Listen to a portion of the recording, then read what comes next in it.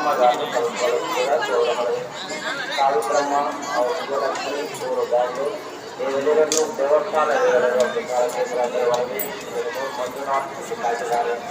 సావిత్రమ్మ విజయలక్ష్మి ఊరు బెంగళూరు ఈ వెలుగులను దేవస్థాన కేంద్రాల వారికి మంజునాథ్ కాకినాడ.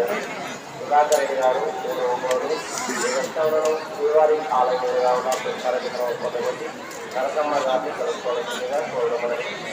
మురళి గారు అశ్విని గారు కోలా ఈ వెంకటవరం శ్రీవారి ఆలయంగా ఉన్న కార్యక్రమం నారాయణప్ప గారిని కలుసుకోవాల్సిందిగా కోరబడింది.